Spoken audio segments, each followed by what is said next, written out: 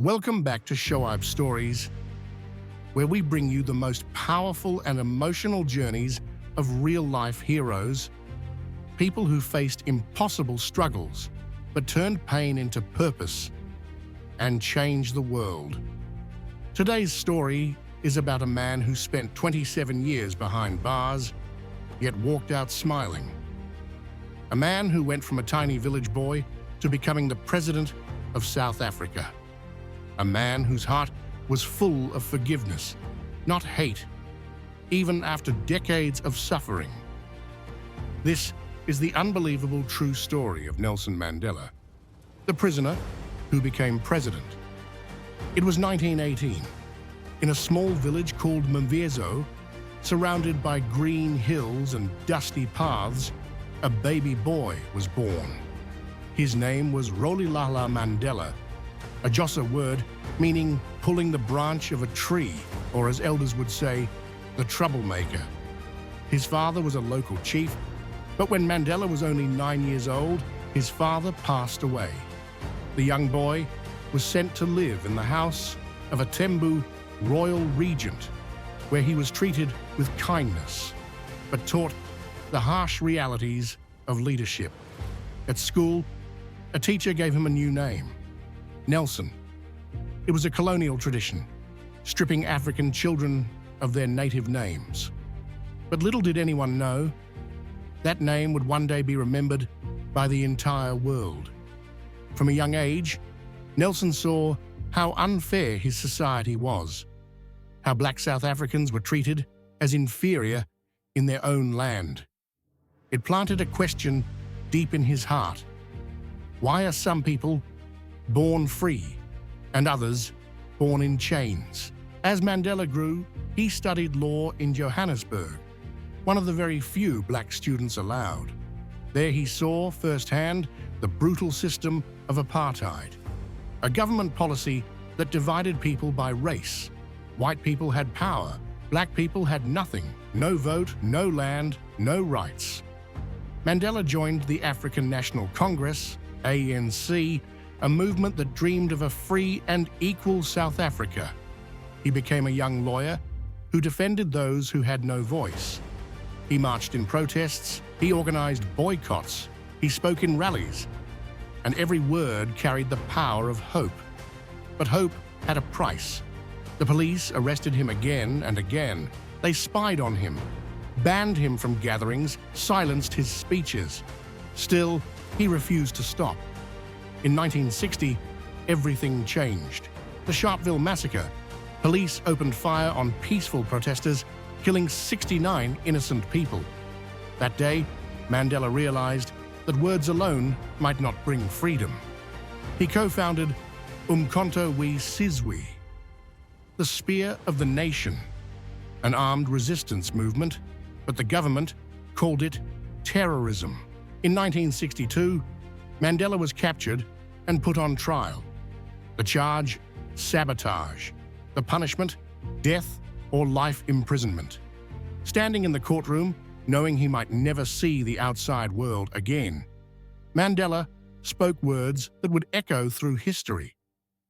I have cherished the ideal of a democratic and free society in which all persons live together in harmony and with equal opportunities. It is an ideal for which I hope to live for and to achieve.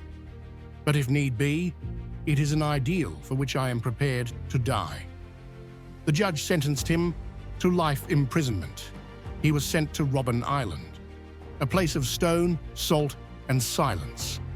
For 18 long years, he lived in a small cell. No bed, no comfort, just a bucket and a tiny window facing the ocean. Each morning, he was forced to break rocks in the burning sun. But Mandela refused to let the prison break him. He studied. He taught other inmates. He led from behind bars. He turned that prison into a classroom, a place where ideas of freedom were sharpened like weapons of truth. He missed watching his children grow up. His mother and eldest son died while he was imprisoned, and he wasn't even allowed to attend their funerals. Imagine the pain. yet he endured it with dignity. Outside the prison walls, South Africa was boiling with protests. The world began to chant a single name: Free Nelson Mandela. Songs were written, movements began. His picture became a symbol of hope. For millions, Mandela became more than a man. He became a movement. Finally, after 27 years, on February 11th, 1990, the iron gates of the prison opened. An old man with grey hair and a warm smile walked out, holding his wife Winnie's hand. Reporters shouted questions. Cameras flashed. But Mandela's first words were calm, humble, and full of peace. I stand here before you, not as a prophet, but as a humble servant of you, the people. Freedom had finally come, but the nation was on the edge, torn by anger, revenge, and fear. Mandela, instead of calling for vengeance, called for forgiveness. He met the same leaders who once called him a terrorist. He shook their hands and spoke about unity. In 1994, South Africa held its first ever free and fair election.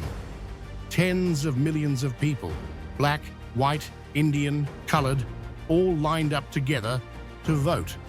And when the results came in, Nelson Mandela became the first black president of South Africa.